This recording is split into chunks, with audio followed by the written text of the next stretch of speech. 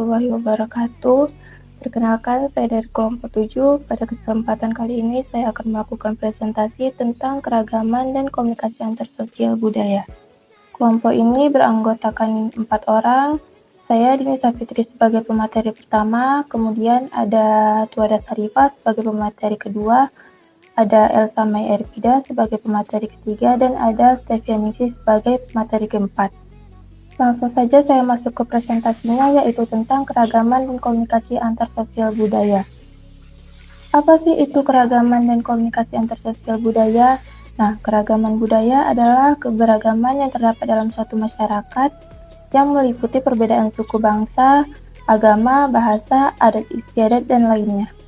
Sedangkan komunikasi antarsosial budaya yaitu proses komunikasi yang terjadi antara orang-orang yang memiliki perbedaan, baik itu berbeda ras, etnik, sosial ekonomi, atau gabungan dari segala perbedaan.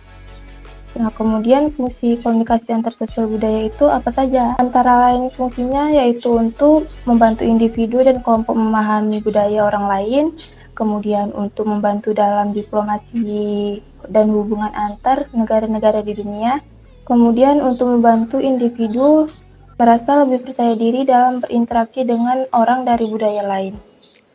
Kemudian dalam komunikasi antarsosial budaya itu ada 4 bentuk komunikasi.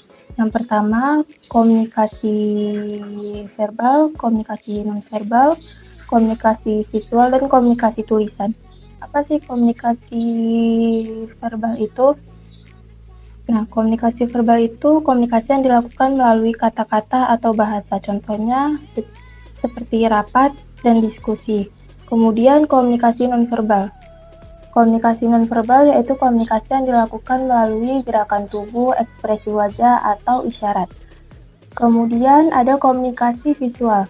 Komunikasi visual itu komunikasi yang dilakukan melalui gambar, foto, atau video. Contohnya seperti poster dan video YouTube. Kemudian ada komunikasi tulisan. Komunikasi tulisan yaitu komunikasi yang dilakukan melalui tulisan atau teks. Contohnya seperti kita mengirim pesan melalui email, WhatsApp, dan lainnya. Baik, selanjutnya ada beberapa hambatan dalam komunikasi antar sosial budaya. Di antaranya yaitu yang pertama perbedaan budaya. Perbedaan budaya itu misalnya perbedaan dalam norma, nilai, dan kepercayaan itu juga dapat menyebabkan kesalahpahaman dan konflik. Dan itu berpengaruh ke dalam hambatan komunikasi antar sosial dan budaya. Dan yang kedua yaitu perbedaan bahasa. Jadi bahasa yang berbeda itu juga dapat menyebabkan kita kesulitan dalam memahami pesan yang disampaikan oleh orang lain. Selain itu juga ada perbedaan dalam pengucapan, intonasi, atau aksen. Itu juga dapat menyebabkan kesalahpahaman. Misalnya perbedaan dalam intonasi. Saya orang Jawa berbicara dengan orang Aceh. Kan orang Jawa itu dominan berbicara dengan lemah dan lembut, sedangkan orang Aceh berbicara dengan keras dan nada tinggi. Dan itu juga dapat menyebabkan kesalahpahaman dan konflik. Selanjutnya yang ketiga yaitu perbedaan persepsi. Persepsi itu kalau bahasa kita pemahaman ya. Jadi perbedaan pemahaman itu juga dapat menyebabkan interpretasi yang berbeda terhadap pesan yang disampaikan. Dan yang keempat yaitu perbedaan motivasi. Jadi motivasi yang berbeda itu juga dapat menyebabkan perbedaan dalam tujuan dan harapan dalam sebuah komunikasi. Dan yang kelima yaitu perbedaan pengalaman. Jadi pengalaman yang berbeda itu juga dapat menyebabkan perbedaan dalam pemahaman dan pengetahuan. Kan kalau perbedaan pengalaman pasti pengetahuannya juga berbeda. Dan itu juga bisa menyebabkan kesalahpahaman. Dan yang terakhir yaitu perbedaan emosi. Jadi emosi yang berbeda itu juga dapat mempengaruhi cara seseorang memproses dan merespon pesan yang disampaikan. Contoh keragaman dan komunikasi antar sosial budaya. 1. Bahasa daerah. Seperti yang kita ketahui, bahasa daerah adalah salah satu unsur yang penting dalam membangun suatu kebudayaan. 2. Makanan tradisional. Makanan tradisional adalah salah satu makanan yang menjadi ciri khas suatu daerah yang diracik berdasarkan bahan dan bumbu ciri khas. 3. Alat musik tradisional. Alat musik tradisional adalah alat musik yang diwariskan secara turun-menurun oleh sekelompok masyarakat. Salah satu contohnya adalah tifa dari Papua. Biasanya tifa diberi ukiran dan warna corak khas Indonesia Timur. 4. Tarian tradisional. Tarian tradisional adalah keragaman sosial budaya. Setiap daerah memiliki tarian tradisional yang mewakili nilai. Contohnya, tarian dari Papua yakni tari musyo yang mempresentasikan kepercayaan masyarakat. 5. Rumah adat. Rumah adat adalah rumah yang didirikan berdasarkan kepercayaan atau nilai yang diyakini kelompok masyarakat. Jadi kami mengambil contoh kasus yang terjadi pada tahun 1976, yaitu tentang tragedi Gerakan Aceh Merdeka atau GAM. Jadi alasan mengapa kami mengambil contoh kasus ini karena kasus ini sangat booming pada masa itu dan terjadi di Aceh, yang kebetulan kami kuliahnya di Aceh ya. Jadi saya akan menceritakan tragedi-tragedi yang terjadi pada masa munculnya Gerakan Aceh Merdeka tersebut. Jadi Gerakan Aceh Merdeka ini adalah gerakan separatisme bersenjata di Aceh yang muncul karena rasa kecewa kepada pemerintah. Gerakan ini muncul pada masa pemerintahan Presiden Soeharto dengan tujuan untuk memisahkan diri dari NKRI. GAM sendiri terbentuk pada 4 Desember tahun 1976 dan diketuai oleh Hasan Ditirto. Akibat dari perbedaan keinginan antara GAM dan pemerintah Republik Indonesia pada tahun 1976 sampai 2005 menjatuhkan korban sebanyak 15.000 jiwa. Dan pada akhirnya gerakan ini membubarkan organisasinya setelah melakukan perjanjian perdamaian pada tahun 2005 oleh pemerintah Republik Indonesia. Jadi apa sih yang membuat Gerakan Aceh Merdeka ini muncul? Jadi pada dasarnya Gerakan Aceh Merdeka ini muncul disebabkan oleh beberapa hal. Yang pertama karena perbedaan pandangan tentang hukum Islam.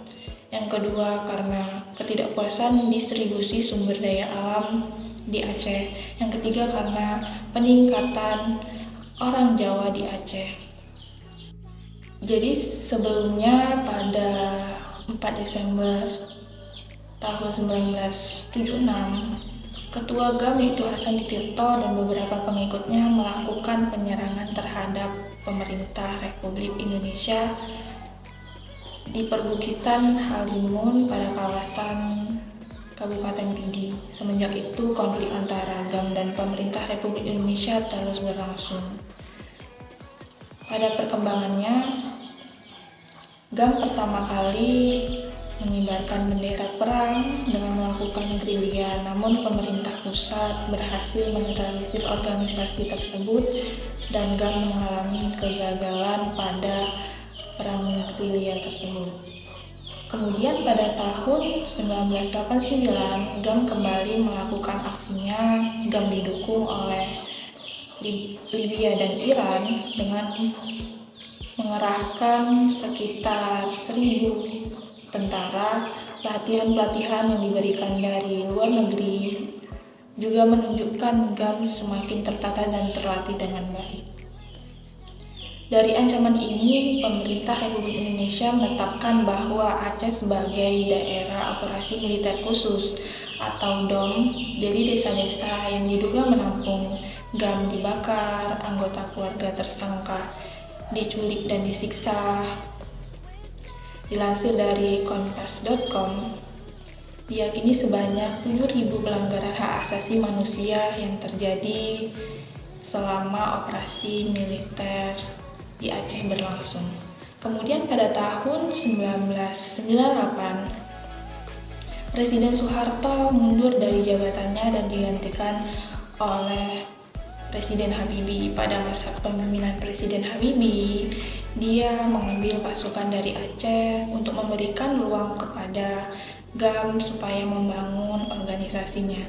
Namun pada tahun 1999, kekerasan justru makin meningkat. GAM melakukan pemberontakan terhadap pejabat pemerintah dan penduduk Jawa yang didukung oleh penyeludupan senjata besar-besaran dari Thailand oleh GAM.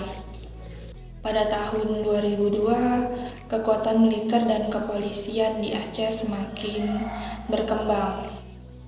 menjadi sekitar 30.000 orang, dan 1 tahun kemudian bertambah semakin banyak sekitar 50.000 pasukan.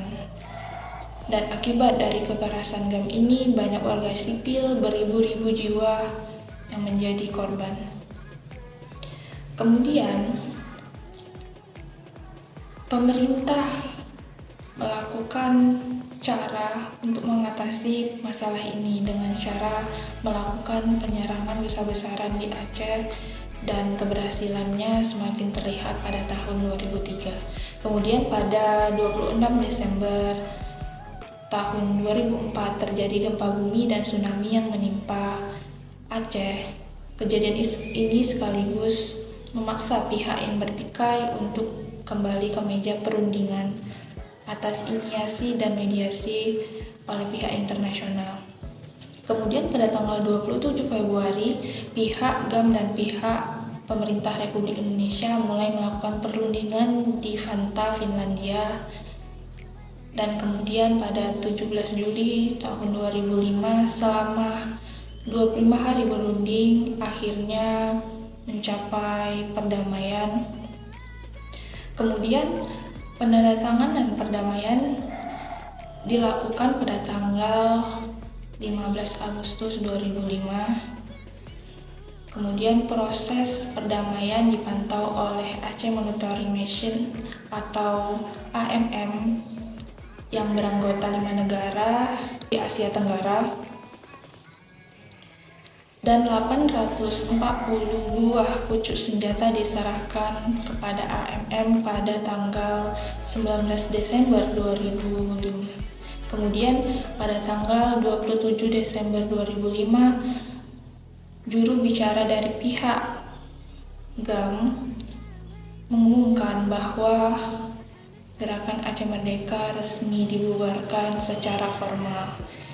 Jadi akibat dari perbedaan pandangan, perbedaan suku bangsa dapat menyebabkan pertikaian sebesar ini. Jadi bagaimana sih caranya agar konflik seperti ini tidak terjadi lagi? Caranya yaitu dengan cara memberikan informasi yang sebenar-benarnya tanpa menambah masalah yang ada, kemudian berkomunikasi dengan baik, saling menghargai, bisa menyesuaikan diri, saling menghormati, dan berkomunikasi dengan baik dengan menggunakan bahasa nasional. Jadi, kesimpulan dari materi keragaman dan komunikasi antar budaya sosial adalah komunikasi budaya menunjukkan pada suatu fenomena komunikasi yang dimana pesertanya memiliki latar belakang yang berbeda, terlibat dalam suatu kontak antara satu dengan yang lainnya, baik secara langsung maupun tidak langsung. Dari beberapa definisi, dapat disimpulkan bahwa komunikasi budaya dapat diartikan sebagai komunikasi yang terjadi di mana para orang-orang memiliki latar belakang budaya yang berbeda. Nah, jadi setiap proses komunikasi pasti terkait dengan adanya tujuan atau harapan tertentu. Apabila kita mengetahui tujuan aktivitas komunikasi yang ingin kita capai, maka dengan sendirinya kita akan merancang suatu strategi komunikasi yang relevan. Nah, dari paparan tadi ada kesimpulan menarik bahwa ada plus dan minus dari materi yang kami sampaikan. Terkait hal ini, jika audiens ingin menanggapi, silakan komen di kolom komentar. Saya dan teman-teman pamit undur diri. Wassalamualaikum warahmatullahi wabarakatuh.